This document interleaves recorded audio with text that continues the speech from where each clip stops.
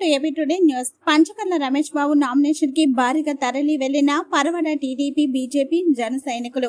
పెందుర్తి నియోజకవర్గ ఎన్డీఏ కూటమి తెదేపా, BJP, Janasena party ఉమ్మడి ఎమ్మెల్యే అభ్యర్థి పంచకర్ల రమేష్ బాబు నామినేషన్ మహోత్సవానికి పరవడ మండలం మేజర్ పంచాయతీ, పరవడ సర్పంచ్ శరపురపు అప్పలనాయుడు ఆధ్వర్యంలో సుమారు 1000 మంది కారులు, ఆటోలు, బైకులతో భారీ ర్యాలీగా తరలి వెళ్లిన జన సైనికులు, గ్రామ వార్డు మెంబర్లు, నాయకులు అధిక సంఖ్యలో పాల్గొన్నారు.